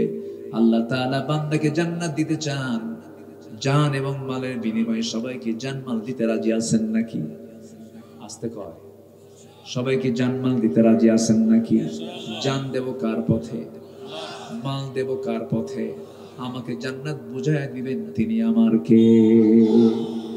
আল্লাহ, আল্লাহর কাছে আমি জানমাল বুঝায় দেব, আল্লাহ আমাকে জান্নাত বুঝায় দিবেন, যেমন করে সাহাবে কেরাম করেছেন। আমার ভাইয়েরা, আমার নবীজি বদর যুদ্ধের দিন যুদ্ধের জিহাদের গুরুত্ব নিয়ে আলোচনা করছেন। একজন সাহাবী খেজুর খাচ্ছিলেন, রাসূল বলছেন, তোমরা কি জানো এই যুদ্ধে যে বান্দা অংশগ্রহণ করবে তার জন্য এমন একটা জান্নাত তার জন্য বরাদ্দ হবে যার জান্নাতের প্রশস্ততা হলো আসমান জমিন বরাবর। সঙ্গে সঙ্গে সাহাবী খেজুরটা অর্ধেক খেয়েছেন, আর অর্ধেক খেজুর এখনো খাওয়া হয় নাই। অর্ধেক খেজুরটা ফেলে দিলেন। রাসূল বললেন, অর্ধেক খেজুর ফেলে দিলা কেন, এর কারণটা কি? তিনি বলছেন, ইয়া রাসূলুল্লাহ, অর্ধেক খেজুর খেতে যতটুকু সময় লাগবে এটা আমার জন্য লস। এক্ষুনি যুদ্ধে গেলাম, শহীদ হয়ে আল্লাহর জান্নাতে যেতে চাই। জোরে বলি সুবহানাল্লাহ, আরো জোরে বলি সুবহানাল্লাহ। এক নম্বর হলো পুঁজি হলো ঈমান। ঈমান যদি কমপ্লিট হয়ে যায়, জান এবং মাল আল্লাহর পথে দিতে তার কোনো প্রকার কৃপণতা চলে আসবে না। কিন্তু ঈমানের পথে কিছু বাধা আছে, যে সমস্ত বাধাগুলো থাকলে পরে তার ঈমানটা নষ্ট হয়ে যায়, ক্যান্সার আক্রান্ত হয়ে যায়। যেমন কোন বান্দার মধ্যে যদি শিরিক ঢুকে যায়, মুনাফিকি ঢুকে যায়, অহংকার ঢুকে যায়, আল্লাহর অপছন্দনীয় মোটামুটি 17টা অপকর্ম আছে। 17টা অপকর্ম যার মধ্যে ঢুকবে সেই ঈমানটা হলো রোগাক্রান্ত ঈমান। 17টা পয়েন্টের মাত্র 3টা পয়েন্ট বলেছে, আরো মোটামুটি 14টা পয়েন্ট আছে। আসুন ধীরে ধীরে আমরা ওই দিকেও যাব। এই দিক থেকে আমরা বলতেছিলাম, ঈমান যদি মজবুত হয়ে যায় তার জন্য জানমাল দেওয়াটা কঠিন না সহজ? বলেন কঠিন না সহজ? তার মুখ থেকে কখনো এমন কথা বের হবে না, যত রক্ত লাগে দেব, প্রয়োজনে লোক পাঠাবো, আমি যাব না। এই প্লেয়ার আছে না আমার দেশে? আছে না? নাই? শুধু একটা সাইকেলের চাকা বাস চলে শীত হয়ে পড়ে, মারে দৌড় উল্টা। আবার কিছু কিছু বুড়ো চাচা আছে, বোম্বিং হলো সামনে ঝাঁপিয়ে পড়ে, পিছপা হয় না। আছে না? নাই? সম্মানিত ভাইয়েরা, সম্মানিত বন্ধুগণ, জিহাদ ফি সাবিলিল্লাহর কাজটাকে অনেকে দুর্বল চোখে দেখতে চান না। এটা হচ্ছে ঈমান চেকের জায়গা। ঈমান চেকের জায়গা মসজিদ নয়, মসজিদে সবাই নামাজে পড়ে। ঈমান চেকের জায়গা হলো ময়দান, ঈমান চেকের জায়গা হলো মাঠে। এজন্য আমার রাসূল মুনাফিককে চিনতে পেরেছেন মসজিদে না জিহাদে, নামাজে না জিহাদে? চিনতে পারেন না রাসূল আগে। উহুদ যুদ্ধের দিন আমার নবীজি উহুদের প্রান্তরের দিকে রওনা করলেন। মাঝপথে মুনাফিকরা এসে বলল, ইয়া রাসূলুল্লাহ, কুরাইশদের সৈন্য সংখ্যা কত? বলা হলো 3000। আমাদের কত? 1000। এই অসম যুদ্ধে আমরা যাব না। আমার রাসূল বললেন, তোমরা যদি কেউ না যাও, আমি রাসূল একা গিয়ে বাতিলদের মোকাবেলা করব। জোরে বলি সুবহানাল্লাহ। আমি কি শেষ করে দেব? দুই একজন করে উঠতেছেন, আপনারা তো ভালোই ছিলেন এতক্ষণ, একটু বসেন। কারো কোনো আপত্তি আছে নাকি? বলি আলহামদুলিল্লাহ। এই মাইকের একটু আওয়াজটা একটু করেন, সাইড সাউন্ড আসতেছে। কোন দিকে থাকেন আল্লাহই ভালো জানে। সম্মানিত ভাইয়েরা, আমার নবীজি বলেন, আমি একা হলেও যুদ্ধে যাব। বদর যুদ্ধ শেষ হয়েছে মাত্র 1 বছর। যে দেশে যুদ্ধ লেগে থাকে সেই দেশের অর্থনীতি চাঙ্গা থাকে না ভাঙ্গা থাকে? বলেন, চাঙ্গা থাকে না ভাঙ্গা থাকে? এই যে রাশিয়ার ইউক্রেনের যে যুদ্ধ হলো, দুই দেশ কি এখন চাঙ্গা না ভাঙ্গা? আমেরিকাকে আরো লাগা। আমেরিকা কি কয়? আরো লাগা। ইসরায়েলকে চালায়া দিয়েছে, মধ্যপ্রাচ্যের কুকুর বানাইছে, কুকুর, মধ্যপ্রাচ্যের শুকুর। এটা 47-এ ভাড়াটিয়া হিসাবে ফিলিস্তিনের পাশে তারা বসতি করলো, ভাড়াটিয়া। সেই ভাড়াটিয়া হয়ে গেছেন বাড়িওয়ালা। 47-2025 সাল কত মুসলমানকে তারা শহীদ করেছে। সম্মানিত ভাইয়েরা, ফিলিস্তিন এখন জ্বলন্ত একটা অগ্নিকুণ্ড হয়ে আছে। ছোট্ট ছোট্ট বাচ্চাদের চোখের পানিতে, আল্লাহু আকবার, ফিলিস্তিনের জমিন আজকে রক্ত রঞ্জিত। মানুষের কান্না, চোখের পানি শুকায় রক্ত বের হচ্ছে চক্ষু দিয়ে। সেদিন একটা ভিডিও ফুটেজ দেখে আমি চোখের পানি আটকাতে পারিনি। ছোট্ট বাচ্চা মার দুধ খায়, এমন ধরনের, এমন বয়সে একটা বাচ্চা খাবার না পেয়ে ছাগলের ঘাস চাপায় খাচ্ছে। ছোট্ট বাচ্চা কাঁদতে কাঁদতে এক পর্যায়ে বলতেছে, আল্লাহ, শুনেছি তোমার দুনিয়াতে 200 কোটি মুসলমান, কেউ তো আমাদের জন্য এক ফোঁটা পানির ব্যবস্থাও করলো না। আমরা শুনেছি আল্লাহ তোমার জান্নাতে নাকি বহু খাবার আছে।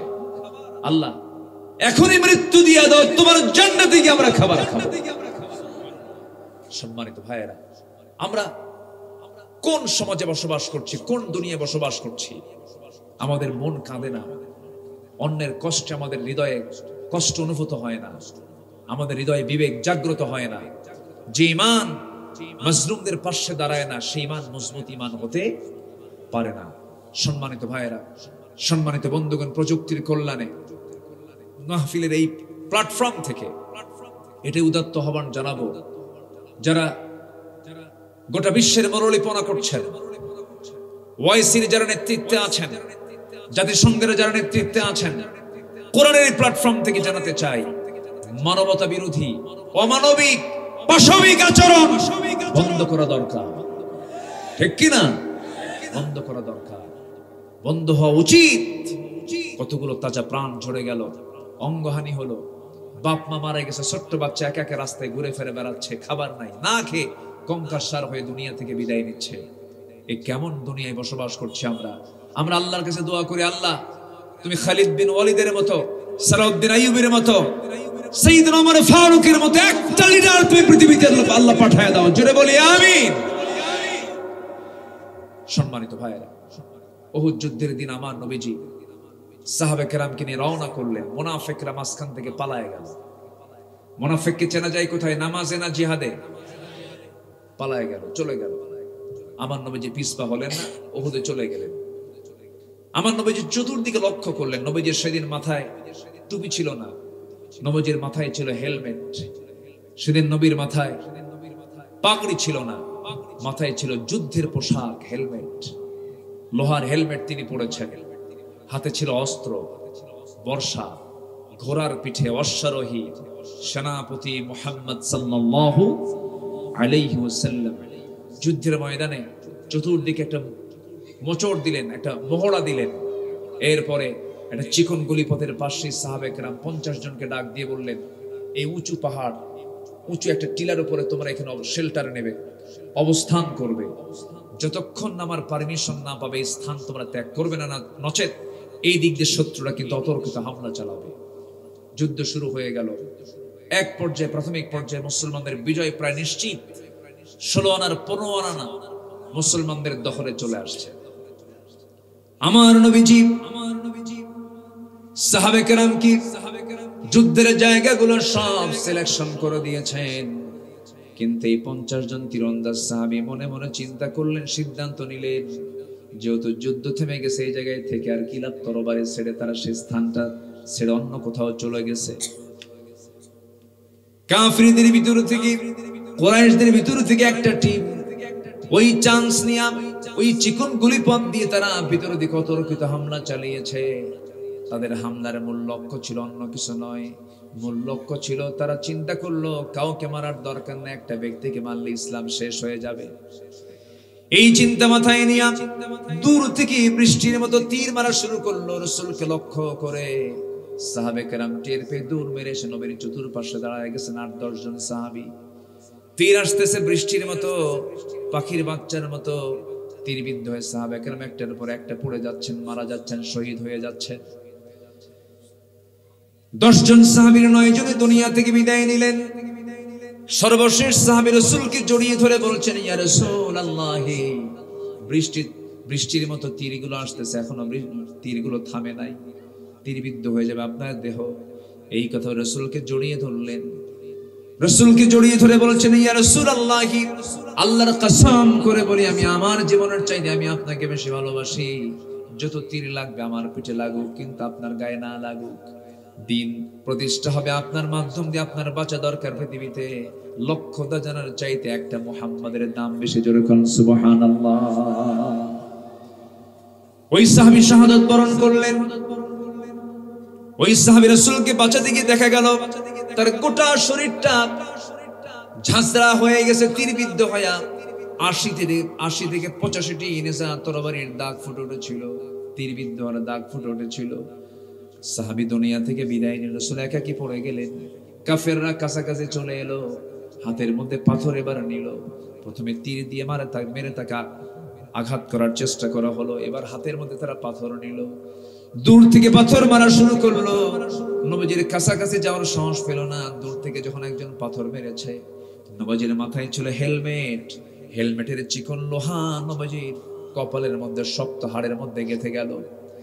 আরেকটা ঘাত আসলো গাল বরাবর, শিরস্ত্রণের চিকন লোহা নবীর গালের মধ্যে গেঁথে গেল।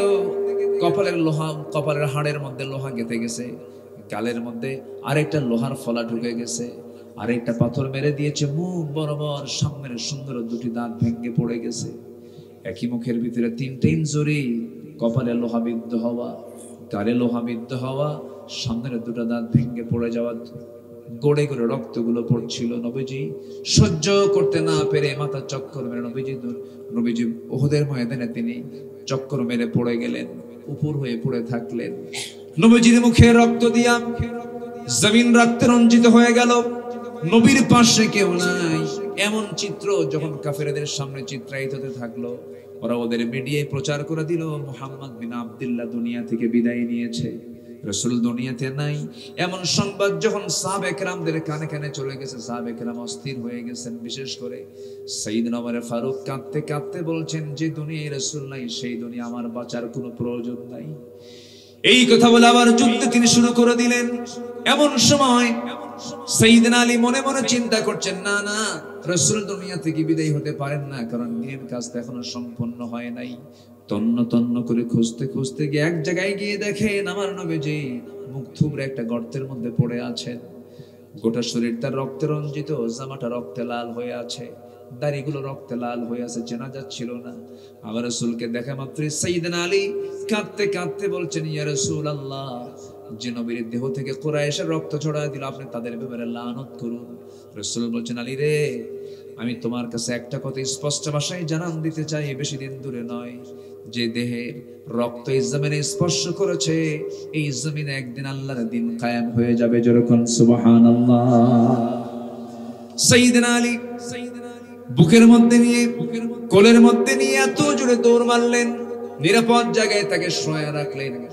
সাহাবে কেরাম রাসূলকে দেখতে পেলেন, নবীজির কপাল থেকে রক্ত গড়ে গড়ে পড়তেছে, লোহাটা গেঁথে আছে, গালের মধ্যে লোহাটা গেঁথে আছে, কেউ টান দিতে পারছে না। রাসূল খুব কষ্ট পাচ্ছিলেন, হাত দিয়ে টান দিলেন, রাসূল আওয়াজ করছিলেন, কান্নার আওয়াজ বের হচ্ছিল। একজন সাহাবী উবাইদা ইবনুল জাররাহ রাদিয়াল্লাহু তাআলা নবীর পাশে বসে গেলেন, ডুকরে ডুকরে কাঁদেন আর বলেন, হুজুর, এই লোহাটা কেমন করে বের করা যায়? টান দেন নবীজি, আর শব্দ করেন, কষ্ট পাচ্ছেন, আস্তে টান দিলে কষ্ট বেশি হয়, এটা মনে করে সাহাবী করলেন কি, নিজের দাঁতটা লাগায় দিলেন সেই লোহার সাথে। এত জোরে টান মারলে নিজের দাঁতের কথা তিনি ভুলে গেলেন, তার সামনের দুটো দাঁত ভেঙে গেল। আমার রাসূল দেখতে পেলেন ওবায়দার দাঁত দুটো ভেঙে গেছে, শিরস্ত্রাণের লোহাটা টান দিতে নিয়ে ফিনকি দিয়ে রক্ত পড়া শুরু হয়ে গেছে। হাতের অঞ্জলি পরে ওবায়দা রক্তগুলো জমিনে ফেলতে দিলেন না, কোথায় ফেলবেন তিনি?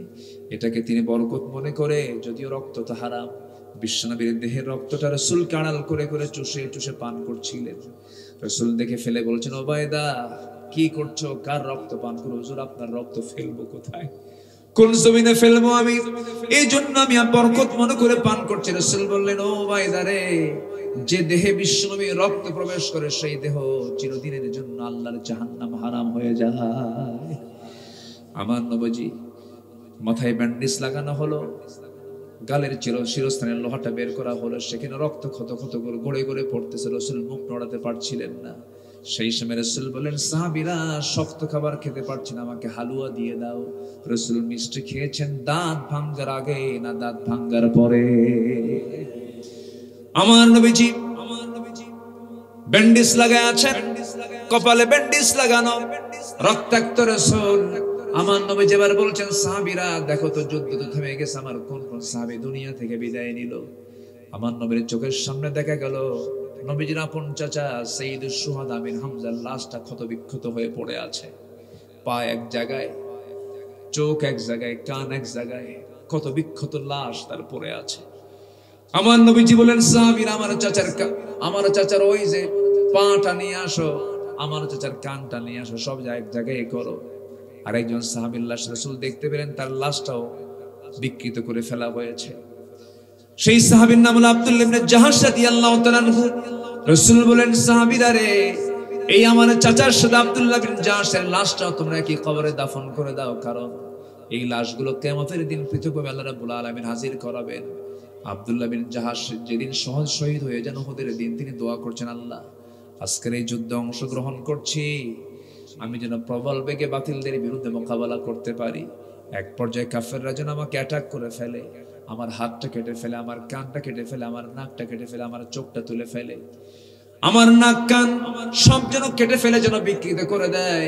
কিয়ামতের দিন আমি যখন নাক কাটা কান কাটা নিয়ে যখন আল্লাহ তোমার সামনে হাজির হব, আল্লাহ তুমি আমাকে জিজ্ঞাসা করবে, ও আব্দুল্লাহ তোর নাক কেন কাটা, ফিমা যদি আনফুক ওয়া উযুনুক।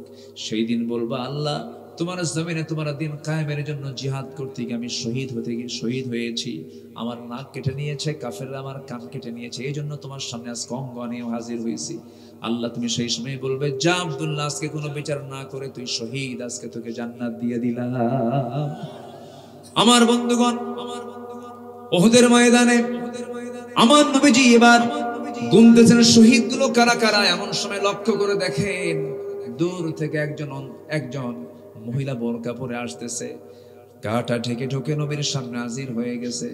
সালাম দিলেন, রাসূল সালামের জবাবে বললেন, কি ব্যাপার, কি হয়েছে? আমার স্বামী আজকে যুদ্ধে আসছে, ফরজ গোসল সম্পূর্ণ হয় নাই।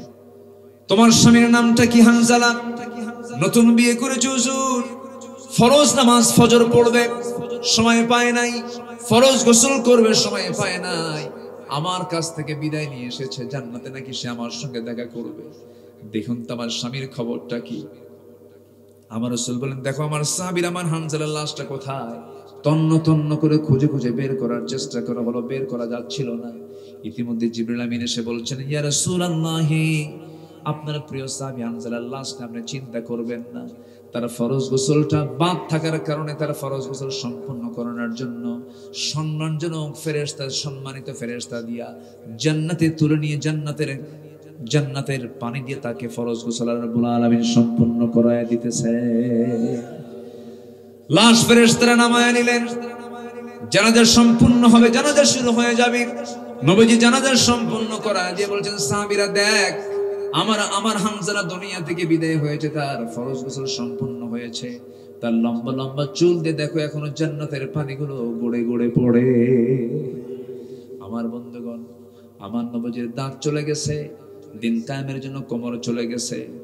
দিন কায়েমের জন্য যদি নবীজির দাঁত ভাঙতে হয়, কোমর ভাঙতে হয়, দেশ ছাড়তে হয়, গালি শুনতে হয়, বিশ্বনবীর জীবন থেকে যদি এমনটা শিক্ষা আমরা পাই, সেই দিন কায়েমের জন্য সব কিছু আমরা মানতে কি রাজি আছি নাকি? সবাই কি মানতে রাজি আছি? আল্লাহ কবুল করুন, জোরে বলে আমিন, আরো জোরে আমিন। এক নাম্বার পুঁজি হলো ঈমান। এক নাম্বার পুঁজি কি? ঈমান। নাম্বার 2 পুঁজি হলো আমরা আল্লাহর গোলাম হয়ে যাব, আল্লাহর পথে আমরা সংগ্রাম করব জান এবং মাল দিয়ে। আমাকে আল্লাহ পাক কি দিয়ে দিবেন? জান্নাত। বলেন কি দিয়ে দিবেন? জান্নাত। কিন্তু কিছু কিছু কাজ আমাকে আপনাকে বাদ দিতে হবে, তাহলে জান্নাতটা খুব সহজ হয়ে যাবে। এর মধ্যে ঈমান নষ্ট করার জন্য যে সমস্ত অপছন্দনীয় কাজ, এর মধ্যে 3টা বলেছে। 1 নাম্বার শিরক। 1 নাম্বার কি? শিরক। নাম্বার 2 হলো মুনাফিকি বাদ দিতে হবে। নাম্বার 2 কি বাদ দিতে হবে? মুনাফিকি। মুনাফিক তো মনে হয় বাগাতি পাড়া নাই, আসতে কয় বাগাতি পাড়া মুনাফিক আছে? আছে, মুনাফিক আছে। মিথ্যা কথা বলার লোক আছে, মিথ্যা বলে যে হাদিসের ভাষায় মুনাফিকও সে। এখন বলেন মুনাফিক নাই, মুনাফিক কে না? হ্যাঁ বলেন, আমি যে মুনাফিক না, আপনি কি নিশ্চিত করে বলতে পারবেন? আপনি যে মুনাফিক না, আপনি কি নিশ্চিত করে বলতে পারবেন? বড় কঠিন ব্যাপার। মুনাফিকের আলামত কি? মিথ্যা বলা, ওয়াদা ভঙ্গ করা, আমানতের খেয়ানত করা, বোনের সম্পত্তি বোনকে বুঝায় দেয় না, এতিমের মাল বুঝায় দেয় না, এমন চাচা এমন ভাই আছে না নাই? আছে না নাই? ওরা আমানত ঠিক আছে? সম্মানিত ভাইয়েরা, সাইয়েদনা ওমর ফারুক রাদিয়াল্লাহু তাআলা আনহু একদিন ডুকরে ডুকরে কাঁদতেছেন। বলা হলো, ভাই ওমর কাঁদো কেন? তিনি বলছেন, আমার মন বলতেছে আমি বুঝি মুনাফিক হয়ে গেছি। আমার নবীজি একজন সাহাবীর কাছে মুনাফিকের তালিকা দিয়েছিলেন, তার কাছে মুনাফিকদের তালিকা ছিল, কারা কারা মুনাফিক।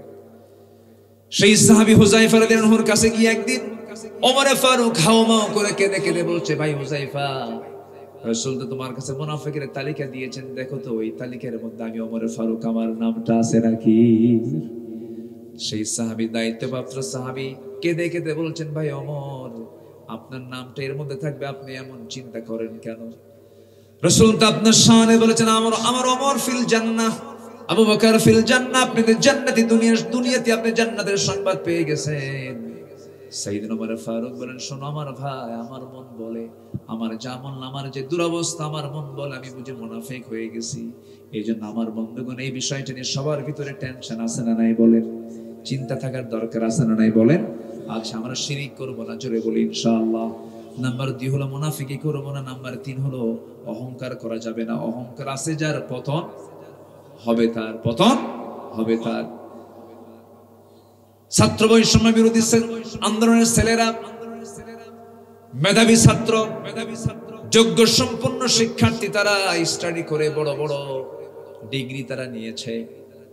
ঢাবির ছাত্র তারা আন্দোলন করতে নিয়ে বলল, মেধার কোটা হোক, মেধার ভিত্তিতে যাচাই হোক, কোনো কোঠা থাকবে না, কোনো কোঠা রাখা যাবে না। এদের কথার মধ্যে যুক্তি আছে না নাই বলেন? কোটা দরকার না মেধা দরকার? বলেন বলেন, কোটা দরকার না মেধা দরকার? মেধা যাচাই হোক, এই দাবি করে বসলো। যেভাবে প্রাইম মিনিস্টার বললেন, রাজাকারের নাতিপুতিরা চাকরি পাবে। বলেন তো এটা কি বিনয়ের কথা না অহংকারের কথা? বলেন, বিনয়ের কথা না অহংকারের কথা? 54 বছর পরে এসে এই সমস্ত কাহিনী, এই সমস্ত ট্যাগ মানুষ খায় নাই, উল্টা খেপে গিয়েছে, প্রতিবাদের ঝড় উঠেছে। ওরা মুক্তিযুদ্ধকে ব্যবসা বানিয়েছিল। এরপরে কেউ কেউ এই দেশটাকে তার পৈতৃক সম্পত্তি মনে করেছিল, ঠিক কিনা বলেন? সব অহংকারের পতন আল্লাহ পাক একসঙ্গে ঘটিয়ে দিয়েছেন। তিনি আমার কে? আসতে বলবেন না, তিনি আমার কে? আলেমদেরকে বেইজ্জত করতে গিয়ে আল্লাহ ওদেরকে ন্যাংটা করে বিদায় করে দিয়েছে। আলেমদেরকে হত্যার পরিকল্পনা তারা নিয়ে কিছু আলেমকে হত্যা করে তারা ভেবেছিল যে আমরা আরো শেষ করে ফেলবো, কিন্তু আল্লাহ ধরেন না, কিন্তু আল্লাহ ছাড়েন না, ছাড় দেন, ছেড়ে দেন, আল্লাহ ধরে ফেলেছেন।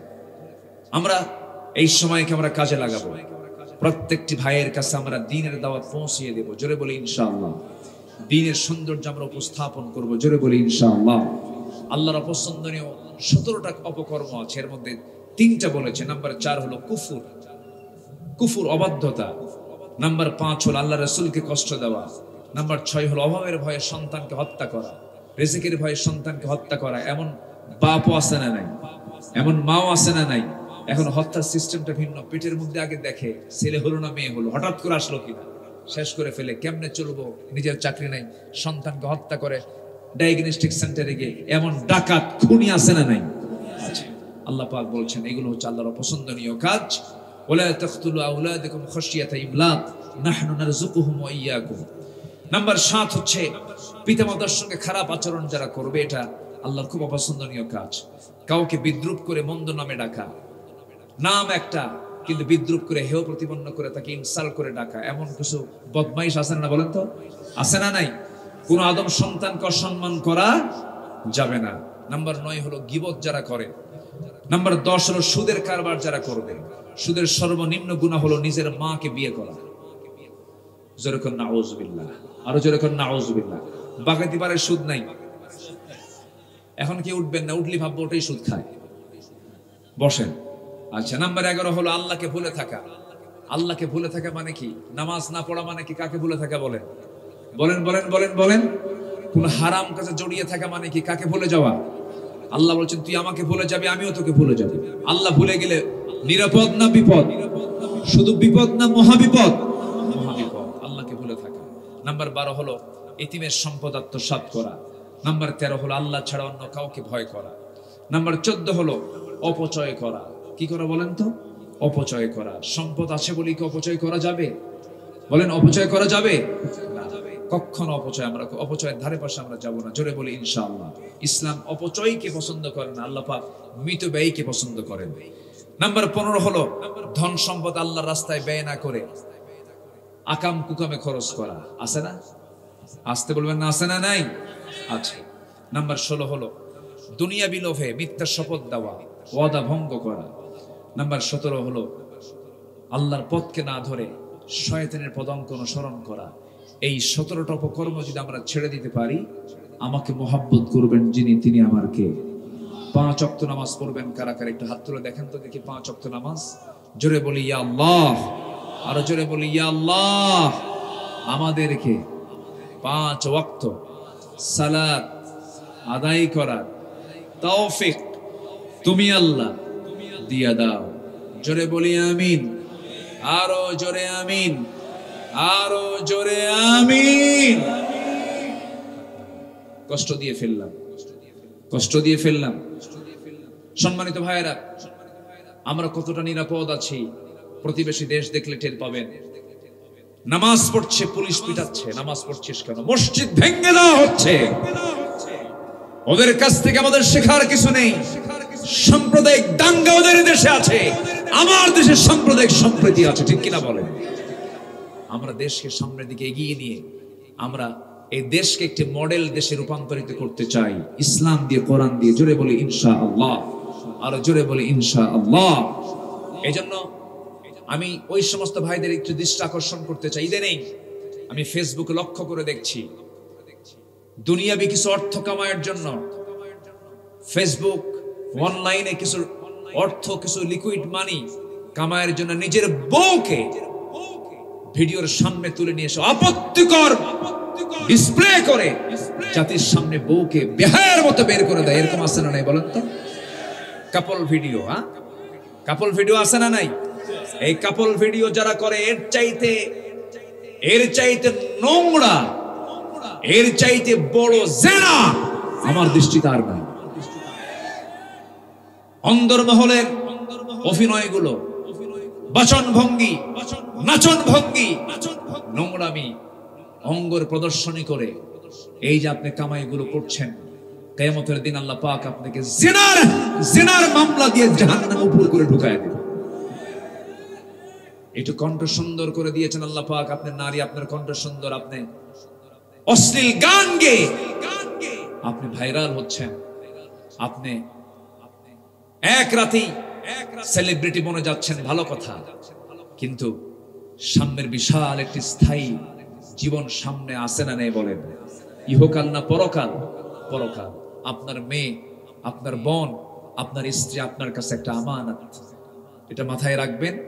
তাদের কোনো ভিডিও, তাদের কোনো অশ্লীলতা, তাদের কোনো বেহায়াপনা, তাদের কোনো পর্দাহীনতার কোনো চিত্র আপনি দেখেও কিছু বলছেন না, শুনেও কিছু শুনছেন না, কিয়ামতের দিন ওই বোন আপনাকে জাহান্নামে নিয়ে যাবে, ওই বউ আপনাকে জাহান্নামে নিয়ে যাবে। আপনার কোন ইবাদত আল্লাহর দরবারে মঞ্জুর হবে না। এই জন্য কাপল ভিডিও, এই যে কাপল ভিডিও, স্বামী স্ত্রী, হাজবেন্ড ওয়াইফের যে ভিডিও, এটা হালাল না হারাম? হারাম, এটা করাবেন না। এই কথাগুলো মিডিয়ার কল্যাণে সবার কাছে চলে যাক, যাওয়া দরকার। আপনার স্ত্রী আপনার কাছে আমানত, আপনি আপনার স্ত্রীটাকে ব্যক্তিগত সম্পদ না বানায়া, ব্যক্তিগত আপনার স্ত্রী না মনে করে আপনি জাতীয় সম্পদ বানায় দিবেন, এটা কেমন কথা? বউ কি ব্যক্তিগত সম্পদ না জাতীয় সম্পদ? আস্তে কয় যারা পার্সোনাল, এই নারীকে পার্সোনাল, যার স্বামীর কাছে স্ত্রী, স্ত্রীর কাছে স্বামী, এটা পার্সোনাল, সম্পূর্ণ ব্যক্তিগত জীবন। এটা এই ব্যক্তিগত জীবনকে যারা কি বলে জাতীয় সম্পদ, জাতীয় জীবনে নিয়ে যায়, এর চাইতে বড় বেহায়াপনা আর দ্বিতীয়টা হতে পারে না। আল্লাহ পাক বোঝার তৌফিক দান করুন।